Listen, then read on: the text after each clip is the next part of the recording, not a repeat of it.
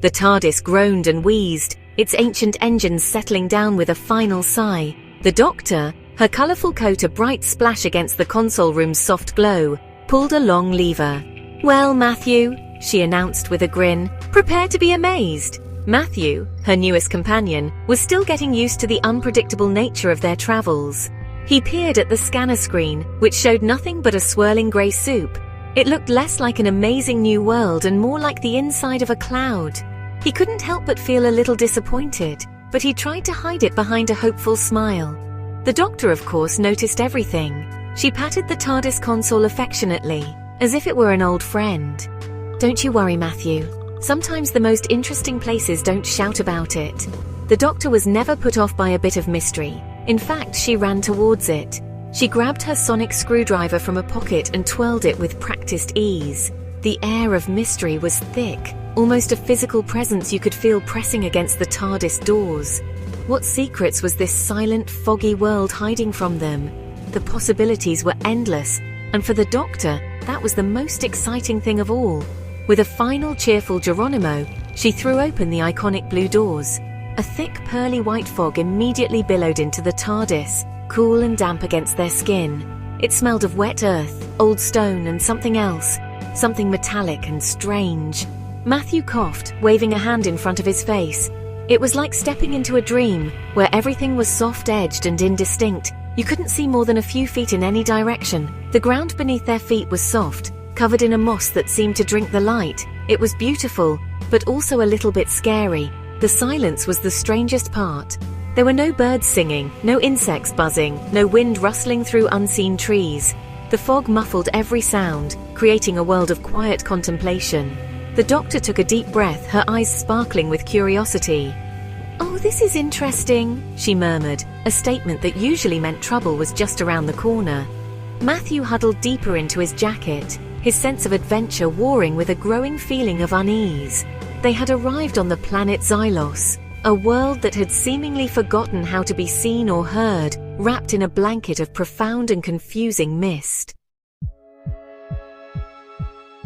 As they ventured further from the safety of the TARDIS, the Doctor and Matthew began to understand that this was no ordinary fog.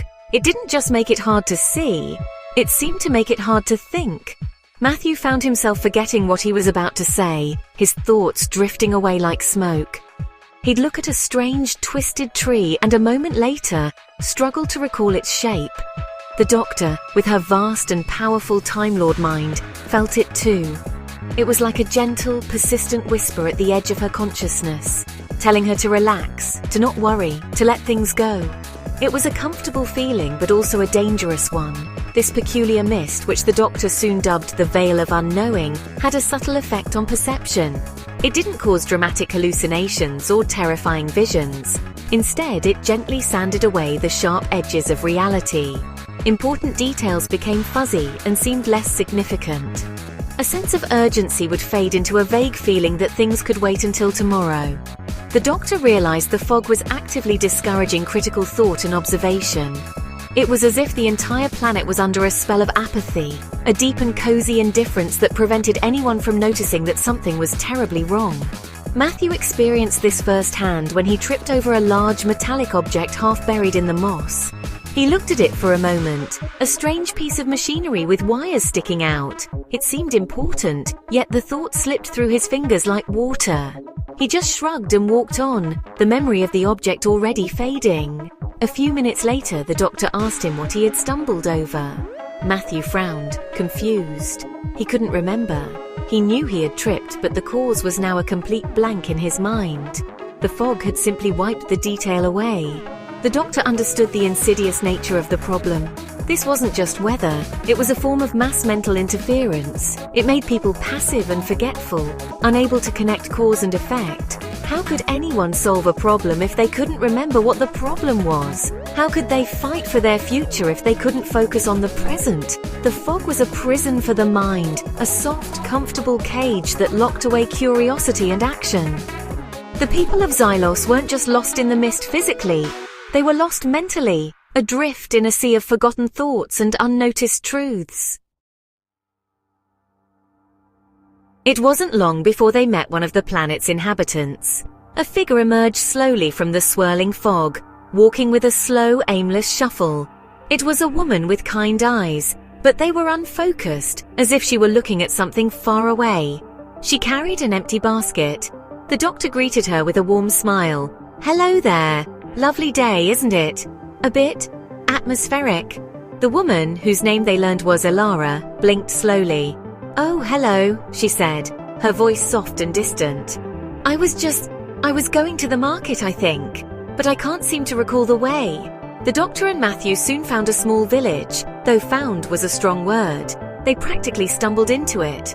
The buildings were charming, made of a pale, smooth stone, but many were in a state of quiet disrepair. Roof tiles were missing, and gardens were overgrown with weeds, but no one seemed to notice or care. The villagers drifted through the streets like ghosts, their conversations looping and disjointed. They would start a story and forget the ending. They would set out to fix a fence, only to forget their tools, their purpose, and eventually the fence itself. Elara explained in her fragmented way that things had been like this for as long as anyone could remember. "The fog has always been our companion," she said with a placid smile. "It helps us not to worry." But the doctor could see the cost of this lack of worry. A child had a scraped knee but had forgotten to cry. A baker's oven was cold because he'd forgotten to light it that morning.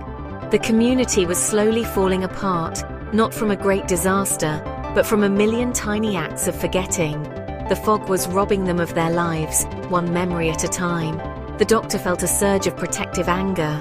These people deserved to have their memories, their worries, and their lives back. They deserved to see the sky clearly and think a thought from beginning to end without it dissolving into mist. She tried to ask them about the origins of the fog, but their history was as hazy as the air around them. They had forgotten their own past. They were a people without a story, living in a perpetual dreamlike present. The doctor knew she had to find the source of this mental malaise before the people of Xylos forgot how to exist altogether. While the doctor was speaking with the villagers, trying to piece together their fractured histories, Matthew decided to explore the edge of the village. He felt a growing frustration with the fog's influence. It was making him feel slow and useless, and he was determined to fight it. He started playing a little memory game with himself, trying to name every object he passed and recall it 5 minutes later.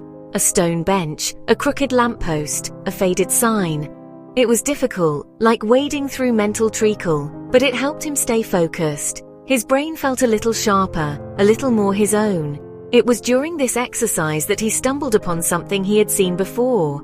It was the same metallic object he had tripped over earlier, or one just like it. This time he forced himself to stop and look closely before the fog could steal the thought. He knelt, brushing away the thick moss. It was a panel, and beneath it were blinking lights, faint but steady. They pulsed in a slow, rhythmic pattern. The sight of them was like a splash of cold water, cutting through the mental haze for just a moment. This was technology. It was deliberate. It wasn't just a random piece of junk. Excited, Matthew ran back to find the doctor, repeating the words blinking lights, metal panel over and over under his breath so he wouldn't forget. He found her trying to have a conversation with the village elder who was struggling to remember his own name. "Doctor!" Matthew called out, slightly out of breath. "I found something! There's technology out there buried in the moss! It has lights!" The doctor's head snapped up, her expression immediately becoming sharp and focused. This was the clue she had been waiting for, the first solid thread she could pull to unravel this whole misty mess. The doctor followed Matthew back to the spot, her long coat trailing behind her. She knelt and ran her sonic screwdriver over the panel. The device whirred and clicked, its light glowing brightly. The reading on its tiny screen confirmed her suspicions. The panel was part of a much larger network, a system of conduits spread across the planet, and they were all emitting a low-frequency psychoacoustic field. "This isn't weather, Matthew," she said, her voice low and serious. "This is artificial. The fog isn't a natural phenomenon. It's being generated." This discovery changed everything. They weren't fighting a climate, they were fighting a machine. Following the network of buried conduits was like following a breadcrumb trail through the fog. The doctor, now armed with a purpose, seemed honestly immune to the fog's worst effects. Her mind was a whirlwind of calculations and theories. She used her sonic screwdriver to trace the energy signals, leading them away from the village and up into the rolling, misty hills. Matthew stuck close by her side, trying his best to keep up with her rapid pace and even faster deductions. The energy signature was growing stronger, pulsing like a giant mechanical heartbeat hidden somewhere ahead of them. The trail led them to a vast, ancient-looking building that loomed out of the mist like a forgotten temple. It was made of the same pale stone as the village, but on a much grander scale. Carvings decorated its walls, depicting people with clear eyes looking up at a sun-filled sky. These were images of a time before the fog, a history the inhabitants had long since forgotten. The building was silent, but the doctor could feel the thrum of immense power coming from deep within its core.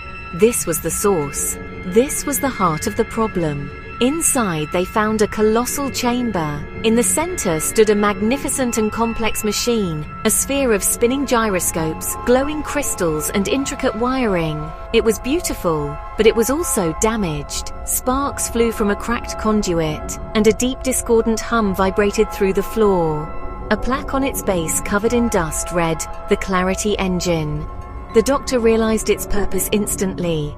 This machine wasn't designed to create fog, it was designed to do the opposite. It was meant to enhance mental acuity, to promote focus and clear thought for the entire planet. But something had gone terribly wrong. A critical component had fractured, inverting its function. Instead of broadcasting clarity, the engine was now blanketing the world in a field of confusion. It was a tragic irony. The very device built to enlighten the people of Xylos was now the cause of their mental imprisonment. The damage looked old, suggesting the malfunction had happened generations ago. The people had been living in this manufactured haze for so long that they had forgotten what it was like to think clearly. The doctor knew she had to fix it, but repairing a planetary-scale psychic engine was not going to be easy. As the doctor studied the broken Clarity engine, a skittering sound echoed from the shadowed corners of the vast chamber. Matthew grabbed the doctor's arm, his eyes wide with fear. Emerging from the thickest pockets of fog were strange, unsettling creatures. They moved on multiple spindly legs, their bodies low to the ground. They had no eyes, navigating instead by sensing vibrations in the air. Their chitinous shells were the color of dirty slush, providing perfect camouflage in the mist. The doctor identified them as Merc crawlers, a species known to thrive in environments with low sensory input. These creatures were not naturally aggressive, but they were territorial. They saw the chamber of the Clarity engine as their hive. They swarmed towards the doctor and Matthew, not with malice, but with the instinct to protect their home from intruders. The doctor, never one to resort to violence, used her sonic screwdriver to emit a high-frequency sound that disoriented them, sending them scurrying back into the shadows. It was a temporary solution. They would be back. The creatures were a symptom of the planet's condition, thriving in the confusion that the broken engine created. But the Merc crawlers were not alone. From behind a large pillar, a group of figures emerged. They wore sleek, dark uniforms and visors that covered their eyes, likely to shield them from the fog's mental effects. They carried sophisticated-looking devices. Their leader, a stern-faced woman who introduced herself as Director Valeriana, stepped forward.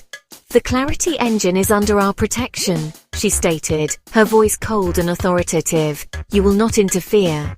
It quickly became clear that these people were not locals. They were outsiders who had discovered the broken engine. Director Valeriana explained that her organization, which she called the Truth Syndicate, saw the fog as a useful tool. They believed that most species were not equipped to handle the harshness of unfiltered reality. The fog, in their view, provided a gentle peace, a blissful ignorance that prevented conflict and anxiety. They were studying it, hoping to replicate its effects and sell the technology as a form of planetary control. They weren't trying to fix the engine, they were actively trying to keep it broken for their own selfish, misguided benefit. The doctor now had two sets of adversaries: the creatures of the fog and the people who wanted to exploit it. The doctor stood firm against Director Valeriana and her Truth Syndicate. "You call this peace?" she challenged, gesturing towards the misty world outside. "You call this protection? You've seen the villagers. They're losing themselves. They've forgotten their own history, their own families. Your blissful ignorance is a prison. It's a theft of the mind and the soul." The director was unmoved. She argued that true happiness came from the absence of pain, and the fog was the ultimate painkiller. It removed the burden of difficult choices and harsh truths, creating a stable, placid society. Matthew, who had been quiet until now, spoke up. "But it's not real," he said, his voice filled with a conviction that surprised even himself. "People should be allowed to feel things, even sad things. They should be allowed to make mistakes and learn from them. That's what being alive is. You're not protecting them, you're turning them into zombies."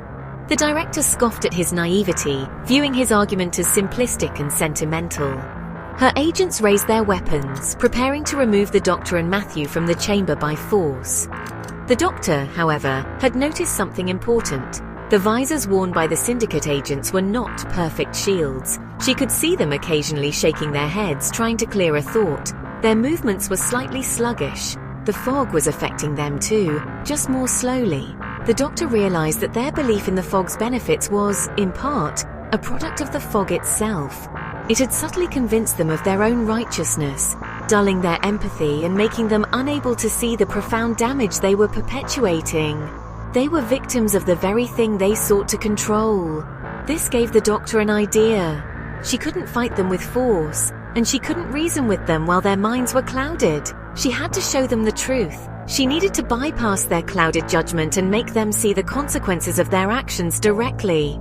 She turned to Matthew. "We're going to need some help," she said. "We need to show these people what they're really doing. And to do that, we need to bring the villagers here. We need to show the syndicate the faces of the people they claim to be protecting." It was a risky plan, but it was the only way to break the cycle of confusion. Getting the villagers to the Clarity Engine was a monumental challenge. The doctor and Matthew had to fight against the fog's influence every step of the way. They returned to the village and tried to explain the situation, but the words would slip from the villagers' minds as soon as they were spoken. So the doctor changed her tactics. Instead of complex explanations, she used simple, powerful emotions. She found Alara, the woman with the empty basket, and simply held her hand. She talked about Alara's home, her forgotten memories of her family, and the son she couldn't remember seeing. Slowly, painstakingly, they gathered a small group. Matthew helped by creating simple memory aids, tying colored strings around people's wrists to remind them of their purpose. It was a fragile coalition, held together by the doctor's sheer force of will and Matthew's quiet compassion. They led the small procession through the mist, back towards the ancient building. The Truth Syndicate, believing the doctor had fled, were caught by surprise when she returned not with an army, but with a handful of confused, shuffling villagers. Director Valeriana ordered them to leave, but the doctor stood in her way. "Look at them," the doctor insisted, her voice resonating with power. "Look into their eyes. This is your peace." As the villagers wandered into the great chamber, something unexpected happened. The closer they got to the damaged engine, the more its inverted energy affected them. Alara stumbled, looking around the chamber with a vacant expression. She looked at her own hands as if she had never seen them before. The sight was deeply unsettling, even to the hardened agents of the Syndicate. The doctor then turned her attention to the engine itself. While the Syndicate was distracted by the pitiful state of the villagers, she worked with Matthew to prepare her final move.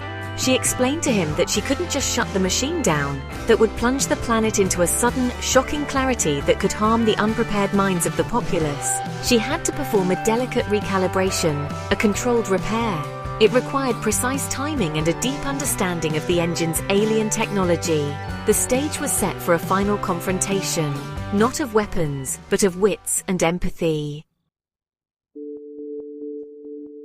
With the Syndicate momentarily stunned, the doctor sprang into action. She gave Matthew a crucial task to create a feedback loop using his memory of the blinking lights on the buried panel. She needed him to focus on that simple, clear pattern, a pure signal that she could use as a baseline for the recalibration. Matthew closed his eyes, picturing the rhythmic pulse. The doctor placed her hands on the main control console of the Clarity Engine, her sonic screwdriver working furiously to bypass the damaged circuits. She was connecting her own mind and Matthew's focused thought directly to the machine. Director Valeriana realized what was happening and ordered her agents to stop the doctor. But as they moved forward, the first wave of the doctor's repair washed through the chamber. It wasn't a blast of energy, but a gentle wave of lucidity. One of the agents stopped, looking at his weapon as if for the first time, a flicker of doubt crossing his face.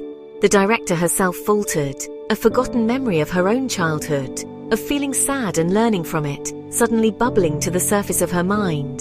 The fog in their heads was beginning to thin. The doctor poured all her concentration into the repair. The discordant hum of the engine began to change, smoothing out into a harmonious resonant tone. The sparks ceased. The chaotic energy stabilized. Across the planet, the thick pearly fog began to recede. It didn't vanish instantly, but slowly thinned, like a curtain being drawn back.